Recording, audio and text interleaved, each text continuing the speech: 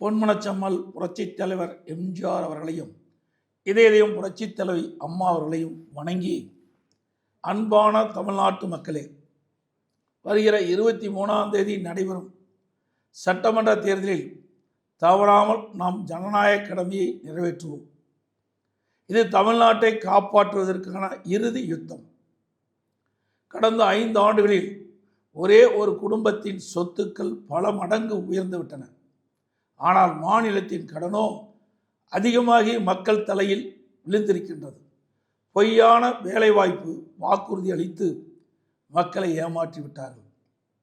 கடந்த 5 ஆண்டுகளில் உயர்கல்வித்துறை முற்றிலும் சிதைந்து விட்டது. பெண்களுக்கு எங்குமே பாதுகாப்பு இல்லாத சூழல் நிலவுகிறது. போதை மற்றும் வன்முறை காடாக மாறிவிட்டது.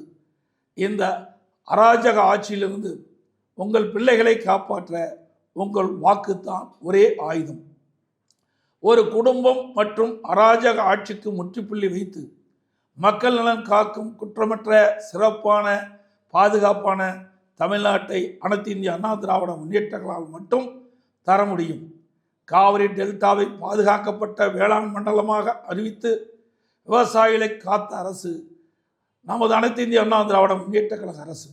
ஒரே ஆண்டில் 11 புதிய அரசு மருத்துவக் கல்லூரிகளை கொண்டு வந்து சரித்திரம் படைத்தோம் நம்முடைய அரசாங்கம்.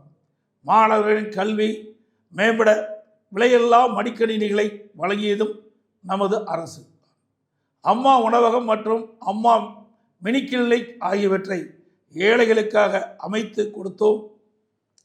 சிறப்பான நமது தேர்தல் அறிக்கை மூலம் வளமான ஒரு எதிர்காலத்தை தமிழகத்துக்கு வழங்க இருக்கின்றோம்.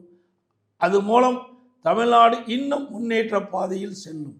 அனைத்து இந்திய அண்ணா திராவிட முன்னேற்ற கழக தலைமையிலான தேசிய ஜனநாயக கூட்டணி அதிக வாக்குகளை பெற்று அமோக வெற்றி பெறவும், அனைத்து இந்திய அண்ணா திராவிட முன்னேற்ற கழகம் தனி பெரும்பான்மையோடு வெற்றி பெற்று ஆட்சி அமைக்கவும், தேசிய ஜனநாயக கூட்டணியில் அங்கம் வைக்கின்ற கட்சியுடைய சின்னங்களான இரட்டை இலை சின்னம், தாமரை சின்னம், மாம்பழ சின்னம், குக்கர் சின்னங்களில் பெருவாரியான வாக்குகள் அளித்து வெற்றி பெற செய்யுமாறு அன்புடன் கேட்டுக்கொள்கின்றேன்.